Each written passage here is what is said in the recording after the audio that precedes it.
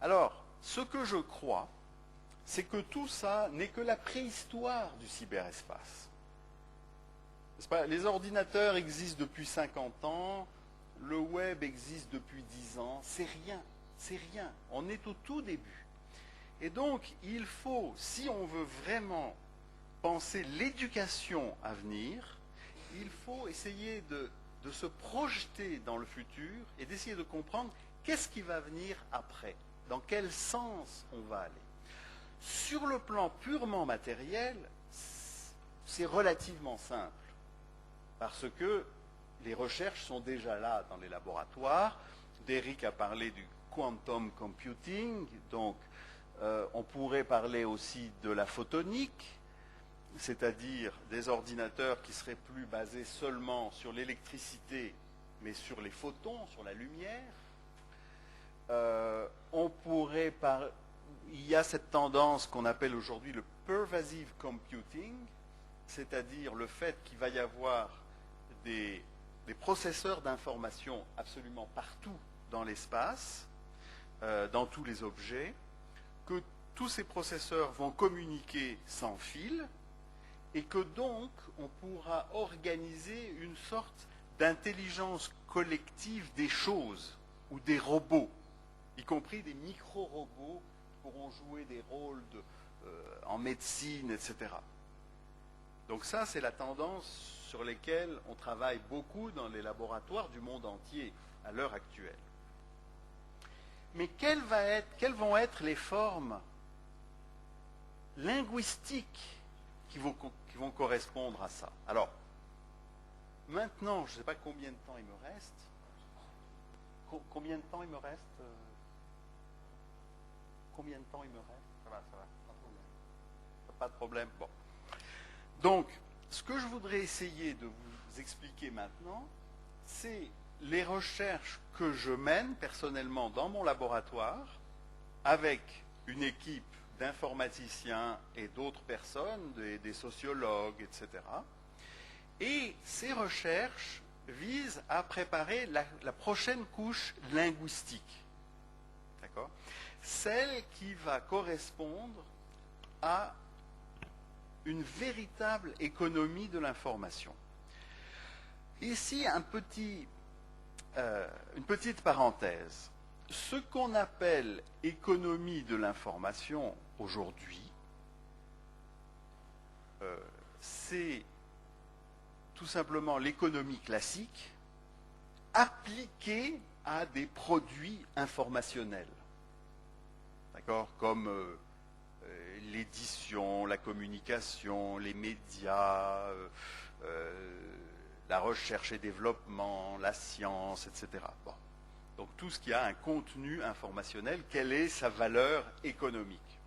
Ce que moi j'appelle l'économie de l'information, c'est quelque chose qui englobe ce que je viens de dire, mais qui va plus loin, qui le dépasse.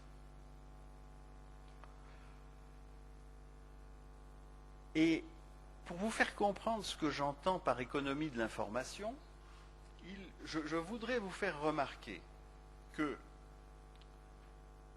c'est la première fois aujourd'hui, c'est la première fois dans l'histoire que nous avons la possibilité de tracer ou de retracer les circuits d'information qui se développent dans la société humaine ou dans la culture. Pourquoi? Parce que de plus en plus d'échanges d'informations empruntent le médium du cyberespace, donc sont numérisés. Et à partir du moment où ils sont numérisés, eh bien, on peut les suivre, du moins en principe. Et donc, c'est la première fois qu'on peut, en un sens, observer les échanges culturels. Et quand je dis culturel, je le dis au sens anthropologique, c'est-à-dire pas seulement la science et les arts, n'est-ce pas? Quand je dis les échanges culturels, c'est tout ce qui circule dans la société humaine, tout ce qui a de la signification et qui contribue à construire la réalité de la culture humaine. Alors, ça, on pouvait en parler, on pouvait réfléchir dessus, on pouvait l'observer partiellement, mais aujourd'hui, on commence à pouvoir l'observer quasi intégralement. Et ce n'est pas seulement les échanges économiques, bien sûr, c'est les échanges économiques. Ce n'est pas seulement la recherche scientifique, bien sûr, c'est la recherche scientifique. Ce n'est pas seulement la musique, les nouvelles formes visuelles, etc. C'est aussi tout ça. C'est aussi les relations entre l'économie, la science, les arts, etc. Tout ça peut commencer à être observé parce que c'est numérisé et que ça se trouve dans le même espace ubiquitaire et interconnecté.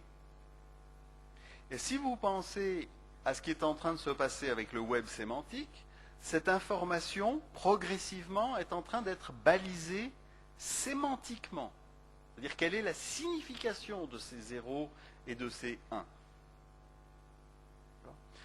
Donc, ce que j'appelle l'économie de l'information, c'est l'intégralité des échanges d'informations qui se développent dans la société humaine.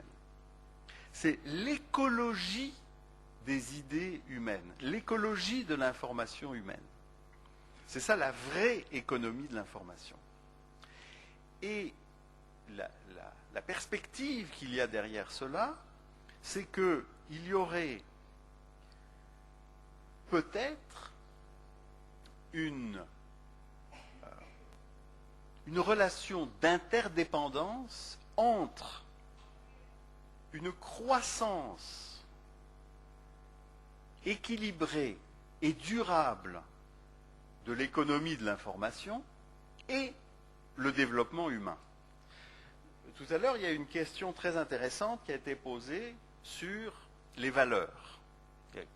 Quel rapport entre cette nouvelle civilisation à l'aube de laquelle nous sommes et le sens, les valeurs? Pourquoi on s'agite? Pourquoi on travaille? Pourquoi on fait tout ça? Alors, ici, vous voyez l'économie de l'information, autrement dit, l'écologie de l'univers symbolique humain, et ici, le développement humain. Comme vous le savez, ce thème du développement humain, on en parle depuis une quinzaine d'années, surtout aux Nations Unies, à l'UNESCO, et puis dans un certain nombre de pays, par exemple dans l'Union européenne ou au Canada, c'est un thème très, très important.